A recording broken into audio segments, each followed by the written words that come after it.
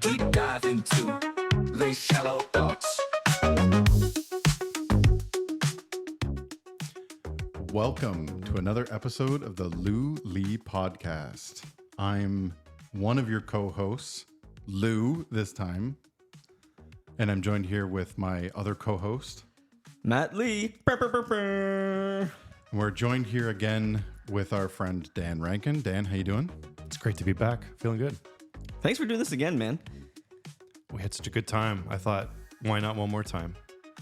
Just run it back, baby. Just run it back. Okay, everyone knows what this is all about now. No, explain it again. What is this? This is a deep dive into Lee's shallow thoughts. Not in the sexual way, not necessarily in the sexual way. Still disappointed about that. Almost didn't come back. Maybe there will be more sexual questions this I would time. actually like you to think of these questions as sexually as possible and answer Okay. accordingly. Okay. I'm going to look deeply into Matt Lee's eyes, get in the right mood, and I will answer every question appropriately. Perfect. Crystal right. would hate this, by the way. Jealousy? Nope. She just finds you the creepiest person ever. And I find that the funniest thing ever. That tracks. All right. We got our D20 up, rolling it, and we got a 12.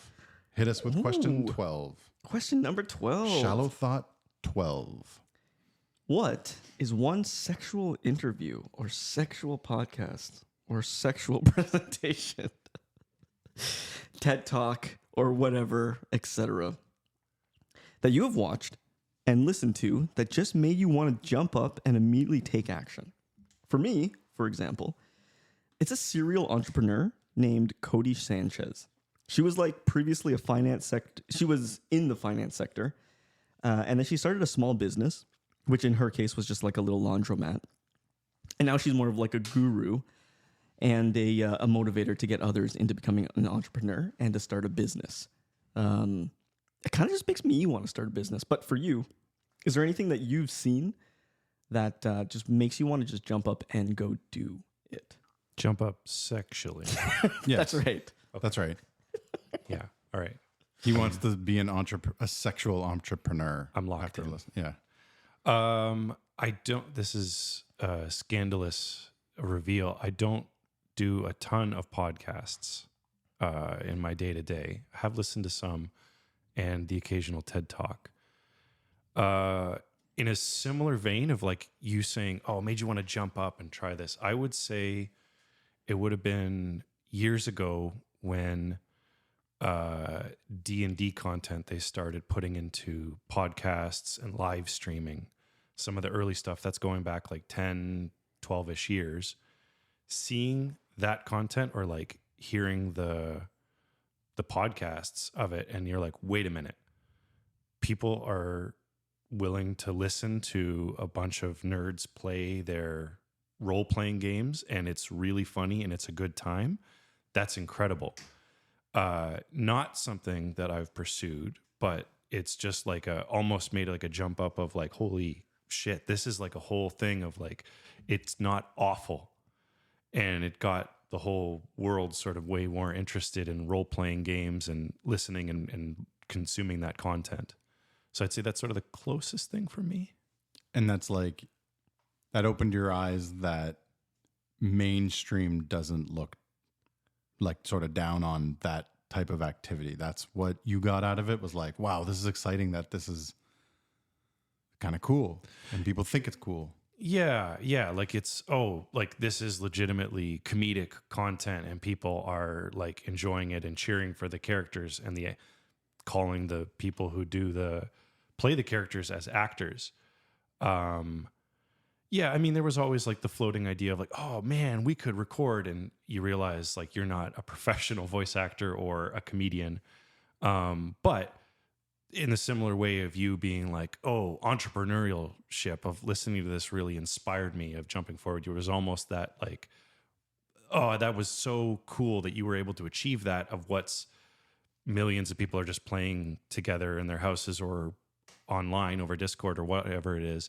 And knowing that there's like, oh, it just feels like a little step more and start streaming it. What intrigues you about that idea? Like the fact that you can make that your livelihood? Yeah, that's like a whole industry now. Like I have loved role-playing games since we were 14. And then our good friend Victor Van den Bosch introduced us to D&D in late grade 9. And I mean, like, the rest was history. I've just loved that game since we were 14 years old. And then I guess that time 10 or 12 years ago when they started to, I think the first one that did it, just to show way too much nerd knowledge of it, was Acquisitions Incorporated.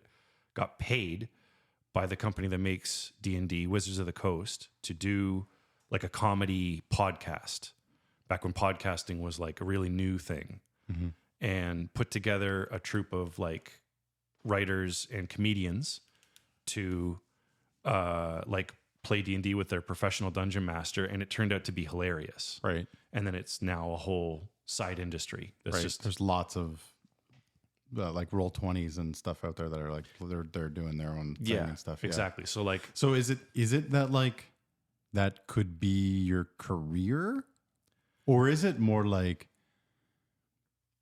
when Lee first said it, I kind of got that itch too, or when you first said it, I got that itch too, which was like, you know, when our friends get together and we do stuff, we all find it really funny. yes. And there's something about that I don't understand, or I'm not sure of, where it's like, is this funny? Is this actually funny, or is it just funny to us? And there's a big part of me that believes that we're actually a very funny group of people. And if we did record it, which is kind of where we're getting this idea for this podcast for, it's like, it's interesting to listen to and would be funny to listen to, not just with our friends, but even a larger group of people.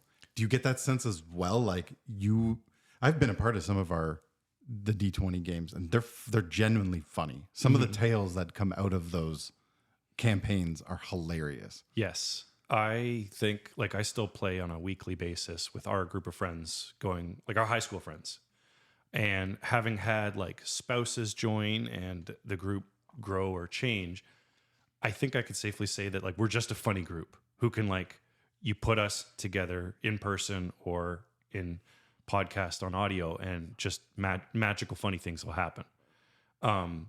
There's that different edge of like they're little nuggets of gold in what is like long hours of just not enjoyable content, but that's, I guess, where the professionals come in. Right.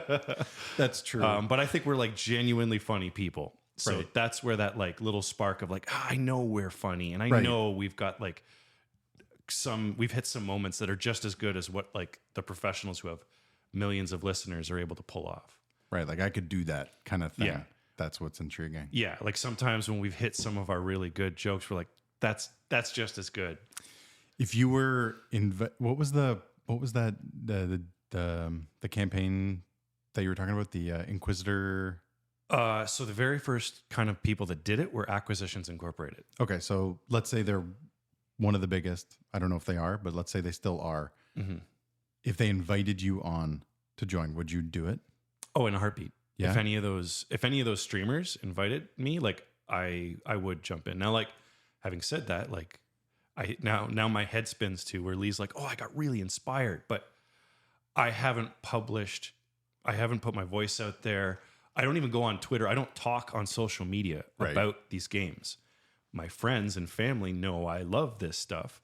No one outside of that social circle knows. No, I don't expect the world to know that you're actively looking to participate in one of these things. I'm just curious if they actually asked if you would want to or be willing to put yourself out there. I think I could do it.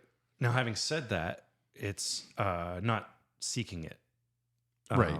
But I think we and I could be funny enough or interesting enough to go on there and do some kind of content. And hold your own. Yeah. That's sweet. I'm the complete opposite. I have always believed that I never want to meet any celebrity ever, or like even anyone that I follow. Like I do not want to talk to them. I don't want to join them in doing anything. Now, why? I got to ask about this. Is it your fear of being disappointed by them or the reverse? I think I have no interest in them. Like, okay, so like I like Taylor Swift's music. I Right. do not want to hang out with her. Oh, I don't wanna talk. I mean, these Her people as a are person. Yeah. they're popular, but they're barely on the line of. I mean, some of them are celebrities who, Right. but I almost don't see it that way. I see of like, oh, I think I'm capable of presenting myself to a bigger audience and still seeming interesting or funny. It's not even about meeting those people.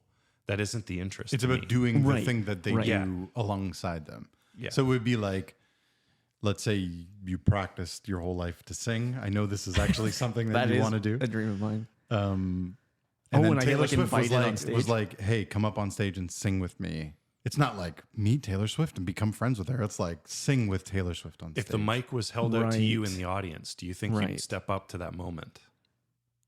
Knowing my talents, no. But if I was good and this was like a skill that I believed that I was good at, yeah, I guess that's what I'm like interpreting it as. So yeah, Yeah. I am seeing it like incorrectly here.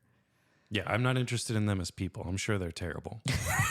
Well, yeah, I don't know, but that's actually a really good point. I never actually thought about that, but that's true. Like the personality of the people behind all of these things is like they're probably just a regular person that has their quirks and stuff. It's like I don't really need to know that person or whatever, Right. but whatever they're famous for or doing or whatever is what's interesting about them. All right. Thank you for answering that as sexually as possible. That got really sexual. I'm sorry. All right, another D20, 4. Ooh, one of my very first shallow thoughts. Ooh, this is a big one. Where were you when 9/11 happened? And can you vividly remember it? I'm glad you've asked this because we all went to high school together. And as our other friends will attest and family, I have a notoriously bad memory. So I'm going to recount my memory and I can be immediately checked by my two friends here, Lou and Lee. My recollection of 9/11 is that we were in the first week of grade 9. And I was in, when we got told it was an announcement over the PAs, I was in a portable for English class. And our high school chaplain announced, made the announcement that there had been some kind of attacks in New York. And it was either the initial announcement or a follow-up where he told everybody that there could be up to 50,000 people dead. I seem to recall him saying some speculation that turned out to be wildly untrue, but he was basically just saying whatever was coming out that they were hearing on the radio or seeing on the TV. And then just being completely in the dark because there was no internet or phone access. So like some people in the school had access to a TV, but we were pretty in the dark. I mean, even if you did have access to a TV, remember, this was 2001 when even the news didn't know what the fuck was going on. Like, I remember, so I was at Matt Saldana's house for lunch, or like we had a period off and we were just like playing pool or whatever. And then his mom told us what was going on. And we were watching the TV and it was like, we thought it was like fighter jets that were shooting stuff and whatever. It was like all these weird stories are coming out. We're like, I don't even know what's going on. Why is this even news? Like, I don't even know what this is. Did you really. guys not And then- get the chaplain announcement? Is that Well, all in my we weren't head? there. We were at Matt Saldana's house fucking around or whatever. This is grade 9. Lou was definitely skipping school. I guess. I don't remember the announcement, but I do remember being in the cafeteria. So if it was around the lunchtime thing, that does line up with my memory because Sabrina, who we grew up with, just broke down crying because her dad was there in New York at the World Trade Center. I never knew that until this moment. Yeah, and she just broke down crying, and I was like, "What's happening?" And then she's like, "My dad's there. He's at the World Trade Center." So that was brutal. Did she lose And- her father? She didn't. Actually, he was there for the whole week for like, I don't know, some sort of convention or whatever they do there. And he was just off site. He was just like down the road at some other convention or hall or whatever. And she didn't know that for so long. Like, I imagine that would be crazy emotions the entire time.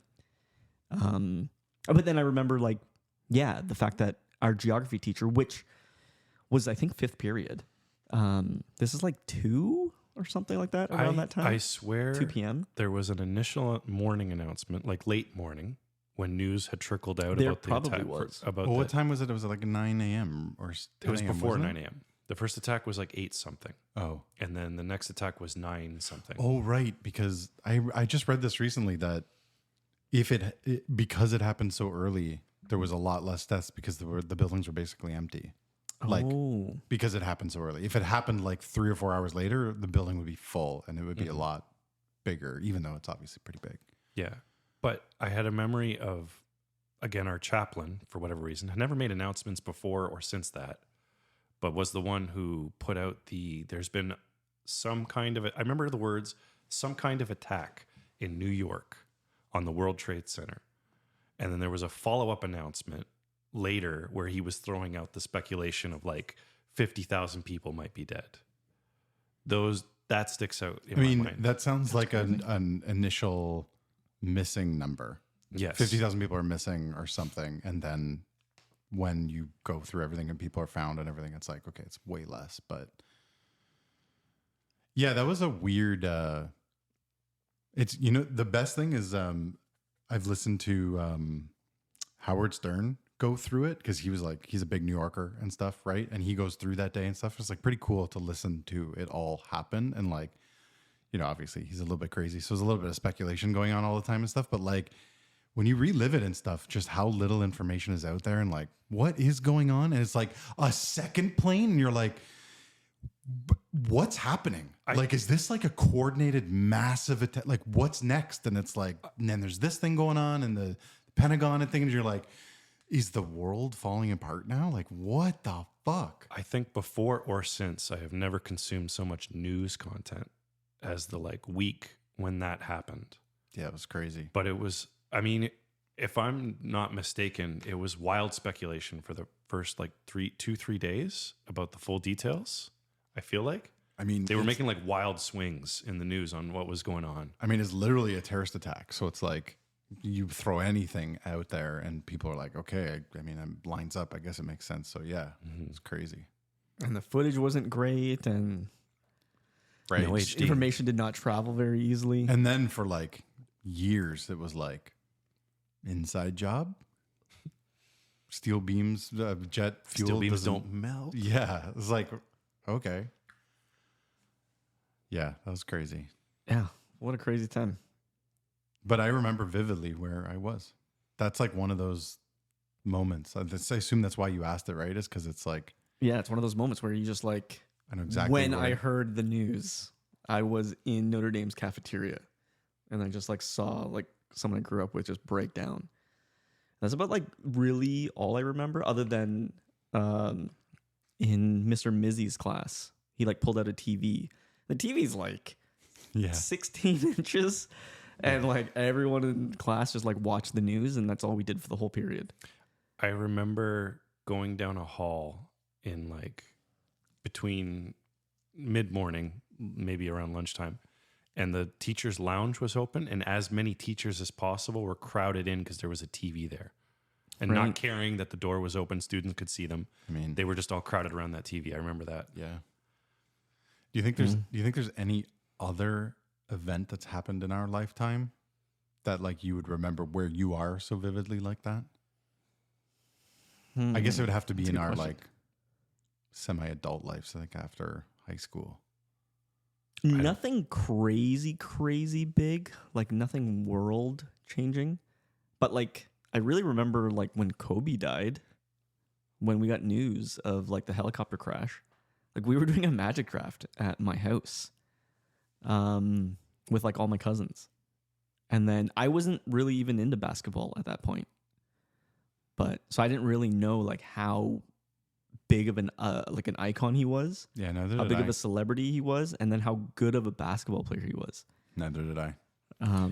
This is going to show my lack of knowledge, but what year was the Vancouver Olympics? When the Canadian men won gold I'm not even into hockey, and I remember that moment When Sidney Crosby scored Yeah. the game-winning goal. when they that's like that's 2010? that's Yeah, one of it's- those like remember where you are and what was happening as that went I down. remember that. I remember the goal probably because I've seen it so many times. I have no idea where it was.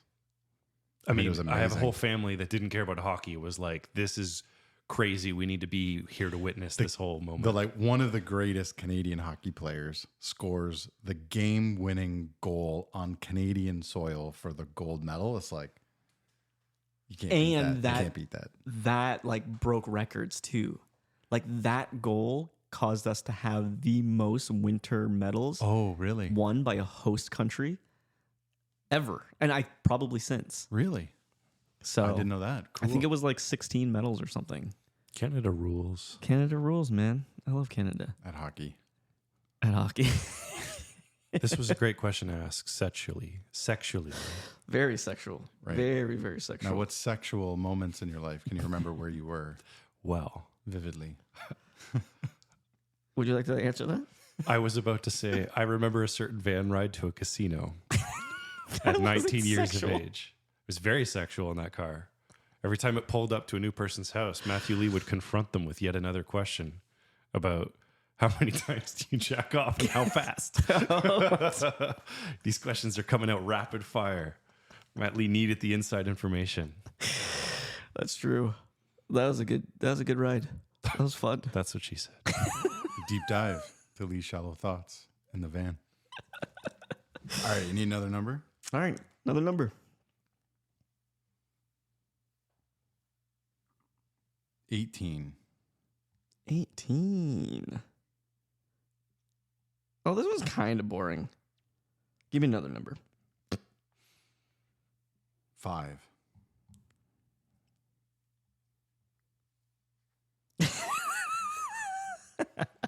It's a good start. Let us know. What's the most memorable casino moment you've ever had? How did it make Aside you from feel? The van. And how does gambling make you feel overall?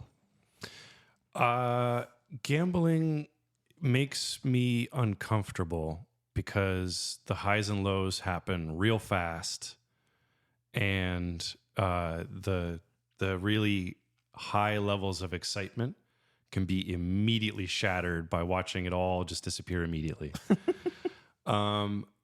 Memorable casino moment definitely has to go to Chris Lawson and the mysterious Asian grandma whispering secrets of Sickbo into his ear as he was on a hot streak. Were we 19 or 20 at Yeah, the something time? like Niagara Casino. And he just had hot dice. He kept, wouldn't be dice, Sickbo, that would be incorrect. But kept hitting over and over. And then little old lady shows up and just like whispers, you should put something on this. And it was correct. So which led him to believe I have an old lady lucky charm. Right. And so when she said, you should put it all on this number, or maybe it was like red, like you should put it all on red after a series of winnings, which were quite significant. And then he lost and she was gone. Right. She didn't just even exist. Didn't exist. She was just hired by the casino to ruin any hot streaks. That was crazy because me and Lawson usually had the same hunches. And during that time, like me and him were both placing pretty large bets, like a few $100 on each bet. And then he would switch it. And I was like, what are you doing? Like generally like I feel one. And then he's like, oh yeah, I felt that one too. But I didn't know that this little lady was like whispering in his ear. And it happened like 2 or 3 times. Well, And it's then he because lost all of his money. She let him correct on the first 2 times. She'd be like, oh, you should do this one. And so finally he was like, this old lady's got something. There's something here. I need to follow this. Okay, but And that's when she pincered him with that attack. what does that mean? Whether he bet on his own or she bet them or whatever, it's all random anyways. He would have lost it. No. He would have All a won if it coordinated wasn't attack. for this old lady.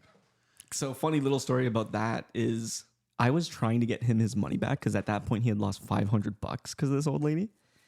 And then I was like, okay, well, I'm just going to bet $1,000 on big. And I've bet that's the max bet for Sickbo, $1,000 3 times. And I've won 0 times of those 3 times. And I was like, hey, Lawson, I'm up right now like $1,010. I'm just gonna put it all on big, and if we both hit, then you get half of this. And he's like, dude, don't do it. And I was like, no, I want to, and I have no regrets about it. And he's like, dude, that's real kind of you. And I put it on and I lost, and I was like, I'm still up $10. So I'm sorry, you're down 500. And then we left. Unless that was the time where we took that one big picture where everyone was flaying out their money. I don't know if it was. It was. It And was? there were single 20s, and some people had a couple hundred to show. Yeah. He was like found. Like he was even, but he found a little receipt that someone threw out that was like 11 cents. Big winner. Yeah. So we all ended up winning. I remember actually you were down that night, like $50 or something. And I was like, Rankin, I'm just going to add money to my bets. And then if I make it back, you can have it or whatever. And then you ended up being up like I did. It was all thanks to $20 you. or something. What about you? What's your Most memorable? Oh, I think you've told me this story. Didn't you like put a single dollar in a slot machine? No. Recently, I've been to the casino with my old boss, and he's a funny guy because he's like, I've figured out how to beat the casino. And I'm like, okay.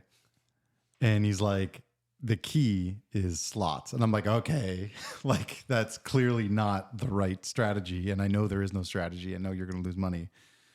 And he's like, look, this is what you do. You go to the loudest, biggest slot machine that's facing the tables. You crank the volume and you play like $100 spins. And you spin down $5,000 and you'll win. And I'm like, this is fucking nuts. And he shows me all these pictures and all these videos, and we go to the casino, and he's like, I'm gonna go do this. Who wants in? So I'm like, okay, you can have 1,000 of my bucks, whatever. Like, I'm the way I approach the casino is like, I'll just lose this money. It's fine for the entertainment and for the fun, right? And then you go and you start playing these machines, and there's a thrill to it, which is certainly there, right? It's exciting. And you're like, you all get into it and you all start cheering. You're like looking for the 5 buffaloes to come or whatever. And you're chanting for it and stuff. And then you fucking hit and like you lose $4,000 and you win like 7,000. And the funniest thing is that if you win over like $2,000, the machine stops, the light goes on, and a service agent comes out and they hand you the money. So you don't just get it on a paper thing. It's like a big theatrical thing, right? And everyone's walking by and they're like, holy shit, how much did you win? Oh my God, that's amazing. It's so cool. And you're just standing there like, yeah. I went there, I gave him $1,000 and I left with $4,000. So he's Jesus. right. I don't He's know. beat the system. Listen, I don't believe it, but it worked.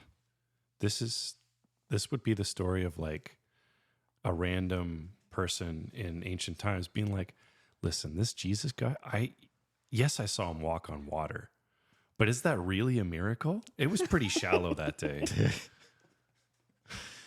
I don't know, dude, but it worked that one time. I walked away with like $3,000 in my pocket. And So I'm your like, old boss, I he's guess a so. multi-millionaire now, right? So like that's the thing, right? Is you're like, okay, you're a fortune teller, really? Then just go predict the lottery numbers and be on your way, right?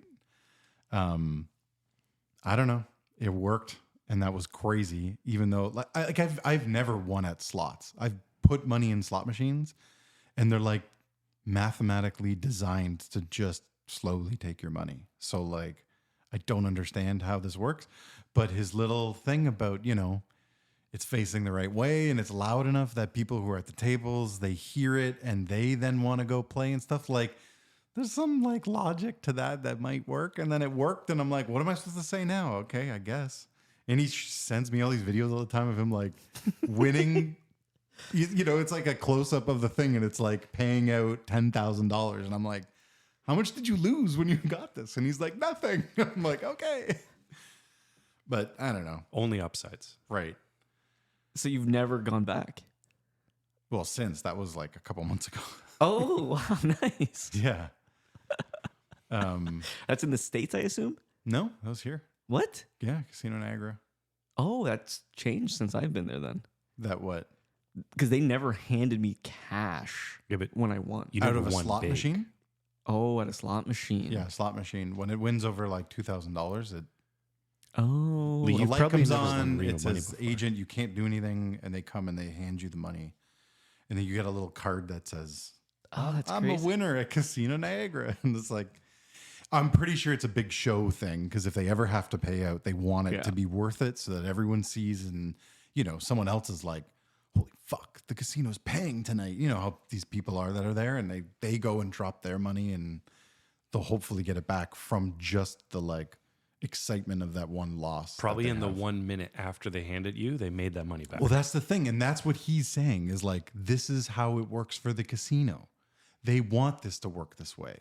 I'm just a part of their system. You're like, okay, like I guess. I think they also make money by just taking your money too, It's like, wow, okay.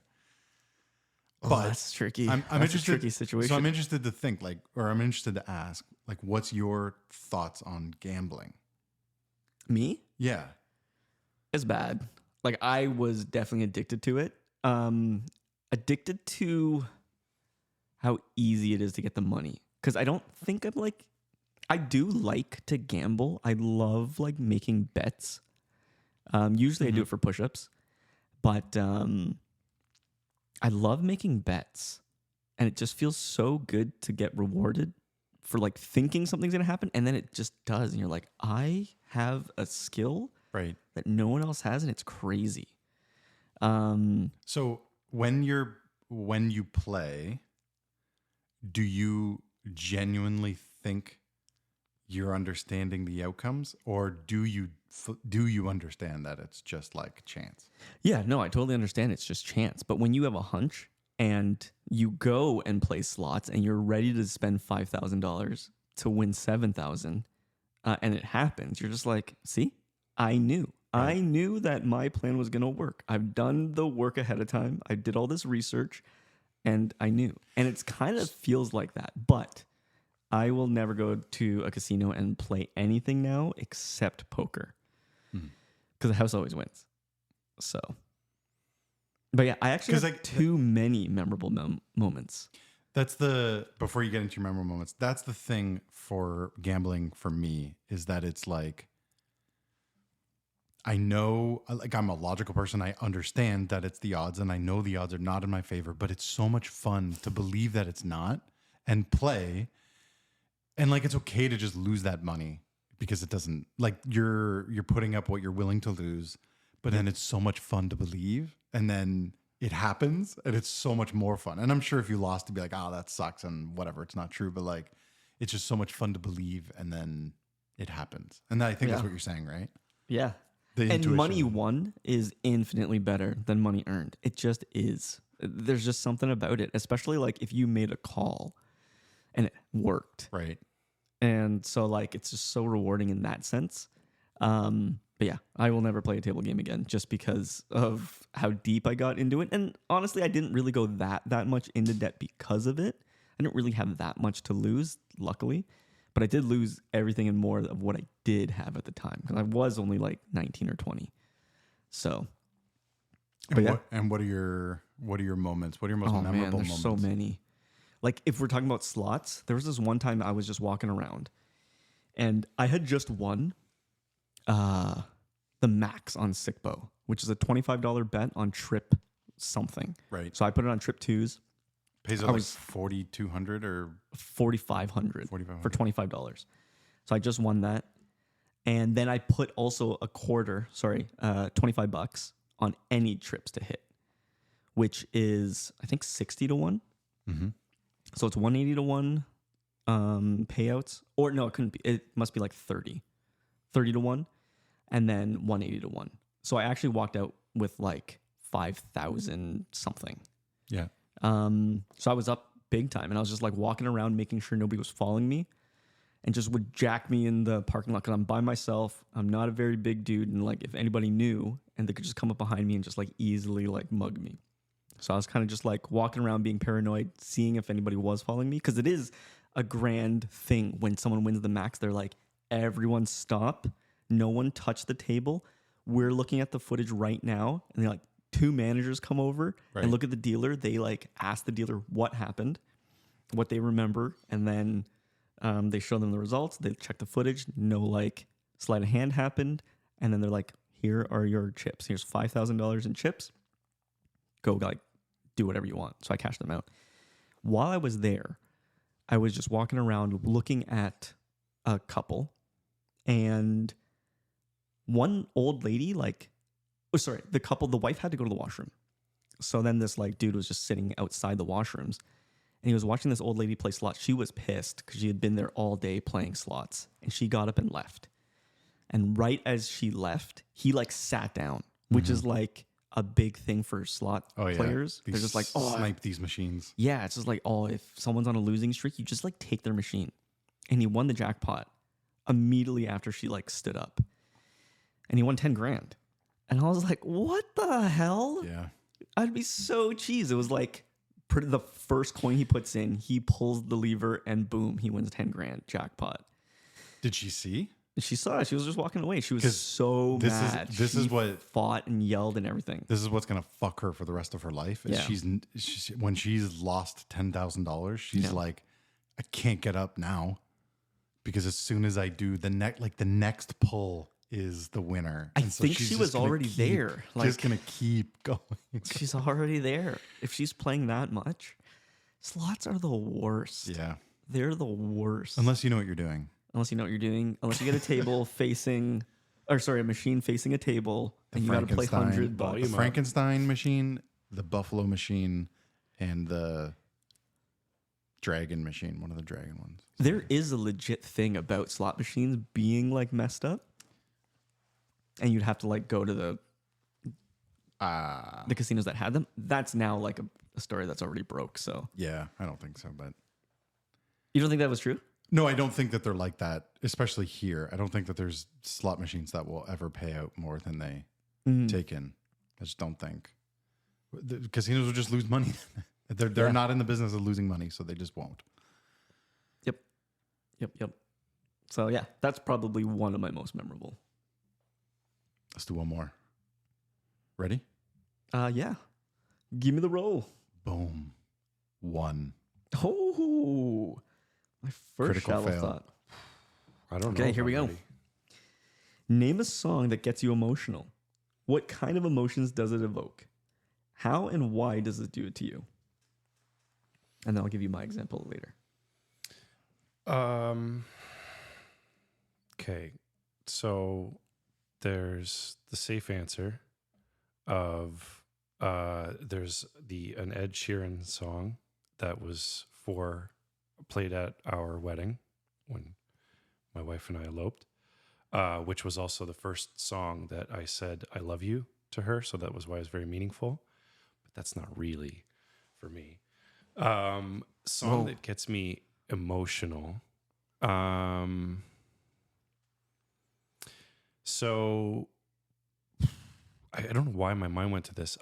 When I was in even in high school or in university, I would try to listen to like melodic like music with no lyrics to try to focus, to study or write stuff that would just look like you zone out. But there's a song called Trauma by N2, N''TO, like a French techno band. It's from like 2011 or something. I've listened many hundreds of times, but it's like a melodic techno song that I have like worked out to, written papers to, or like funny enough, like prepared games for friends of like, oh, I've written a script and like, so a lot of my best moments of accomplishment as a person were to this song playing while I was like achieving or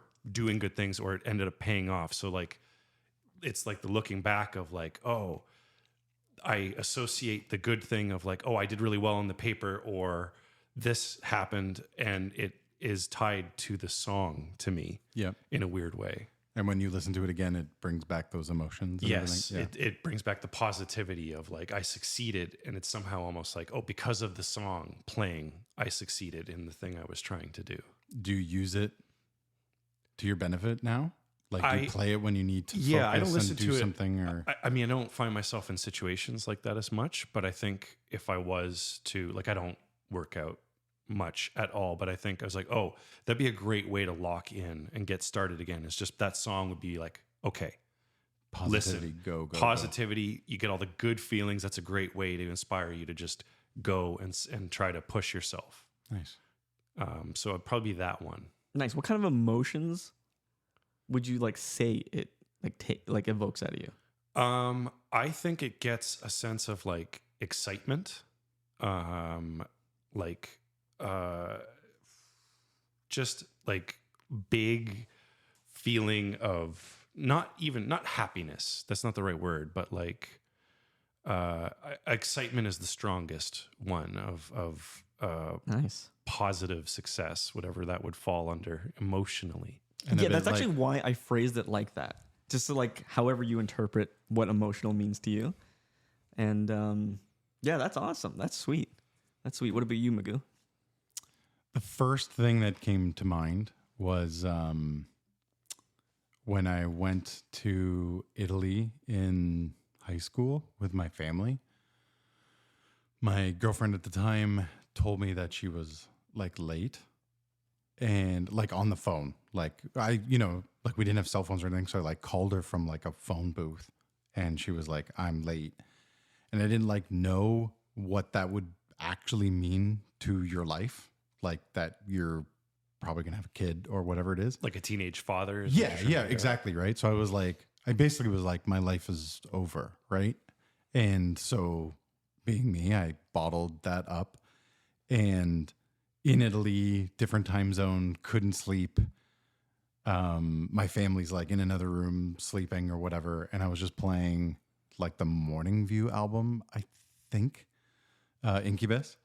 And there's just like a few songs in there of just like, I just got to a really bad place where I was like, I just thought my life was over. And those Holy. songs, if I ever listen to them again, are like, Brings you oh to man, a dark place. Not like a like I want to end my life type of thing, but just the feeling of like all of the hopes and dreams of where you thought your life was going to go are just like gone now, and like all of it's decided and you can't control it. It just is like a helpless feeling, and it's just like, oh my god. And I've listened to that, like the song has come up on rotation on my playlist, and I'm just like, fuck this song. So I just can't if you listen to this. ever want to feel hopeless, you're like, things are going a little too well, or I'm a little too high on myself. Let's bring it back down. Yeah, a it's a moment level when set type I thing. felt worthless. It's funny because there are other songs on that. Like I love that album so much that there's, I've gone through such a wide range of emotions on that one album that it's like song to song is so impactful and brings up so many different emotions and stuff. We've had like the peak of excitement and happiness to the lowest low possible of my hopes and dreams are shattered. Where do you go to, Lee? Sadness, unfortunately. I think actually before the one that like I think the first song that made me cry was DJ Sammy, her song his song Heaven. We're in heaven. Do do do do do do do. Yes, it's ringing some bells. Could you sing There a was a little more for us? 9/11 remix, and Sorry, a 9/11 remix? of that song, and it had like children on it talking about like, and it was like, "I love you, Daddy," and I was like, "Oh my god!" And Oh man, it was like 2001. yeah. We're like 14 or whatever we were. Yeah, 14, and that was the first time I cried to a song. It was nuts. It felt crazy. But yeah, that was the first song. The one now that really gets me, it's also kid related. It reminds me of the Twins. When we lost the Twins, there's a song called There You'll Be by Faith Evans. It's like a super crazy popular song. And I lose it like almost every time hearing it. And actually it happened at Kieran's wedding. And it was brutal because like I heard the song start off and I was like, oh shit. And I'm looking around and You there's you knew it was coming. oh yeah. I looked at Evans and I looked at M and I was like, guys, I'm gonna lose it. This song like makes me think of the Twins. And then they were like, what? And it starts playing and I just am breaking down and I'm just like crying throughout the entire song. And after the song, it was actually like super nice. I had some awesome moments with like all of our friends. I got like big hugs from a lot of people. And M. Cavatayo's hug was like the greatest hug I've ever experienced. It was so awesome. Like I sent her a message afterwards and I was like, I don't know what it was about your hug, but your hug was just so incredible. Like I can't even describe it. And I thanked her for being there for me and stuff. And then Kayla, Kieran's sister, was super nice and like took me out for a walk and stuff. And then we just talked about stuff, like tried to clear up and stuff. And I actually don't even know if Kieran knows that ever happened. I did mean to talk to him about it, like when we went camping to Algonquin just a few weeks ago or a week ago or whatever. But yeah, it never came up. There's a song. That song destroys me. There's a song I cannot finish. I have never been able to complete the song. It's called Sam by Sturgill something. I don't know his full name. It's about the passing of his dog. And I'm going to listen to it. I'm ready. I have 3 dogs. It's going to be what is appropriate to listen to. I cannot finish. I have never been able to get through half of that song before I stop it and I make it go away. I cannot deal with that song. Yeah. Would you you didn't have dogs growing up, right? I did. Oh, you I did? had a lab, since I was 11. Did you feel this way before you had your dogs? I was, that's kind of interesting. Change of subject. I felt that we never showed my lab when we grew up the appropriate affection. I don't know if it was like the generation of us growing up and before us that were like pets were pets. Mm-hmm. Whereas I think they're seen as family now for our generation and after us. Everybody considers them a member of the family. When that dog passed, we all went to the vet to have her put down. She had cancer. But like I went to work. I was 19 and I went to go serve people at the restaurant I was working at that day. Right. And it felt weird, I would definitely have a way harder time processing when that type of stuff were to happen to me now than when it did back then. Yeah, I feel a lot closer connection to my current pets than what I had. Do you think it's somewhat to do with like that was your family dog and Yes. like your parents were the real like caretakers of the dog, and I'm sure Yes. you walked the dog and I'm sure you helped feed the dog and stuff, but like your parents were the caretakers. Now you're the caretaker. Yes, that makes all the difference. Is Yeah. you're the caretaker. It's and your responsibility. Their life is and- in your hands. It Right. wasn't really when I'm a kid. right. Yeah, you're helping, but that's all you're really doing is you're helping with the care. Yeah, I similarly before having kids didn't really like I understood the connection, but never really understood it until now after having kids, and it's like it's hard to think like the 9/11 song that you're talking about. Yeah. If I listened to that at 9/11, I probably wouldn't have had that big of a connection with it. I probably wouldn't like, yeah, it's sad, whatever. But now that I have kids, Oh, like dude. I can't even think about that without Oh, dude. like getting somewhat emotional and just like, man, that must be impossible. Dude, I'm like deal with. thinking of the sound clips in it, and like I'm starting to tear up now just thinking of the sound clips.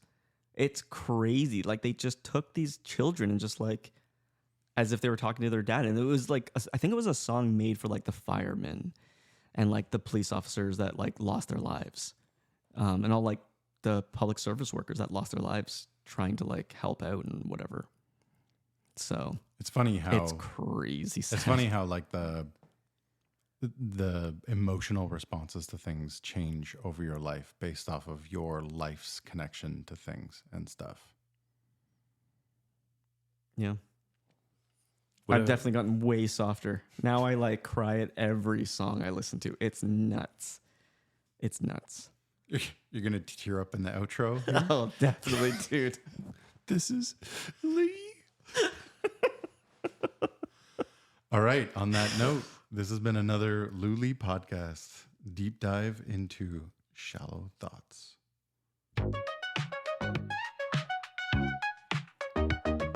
Don't tear up, Lee. I'm trying not to. So beautiful.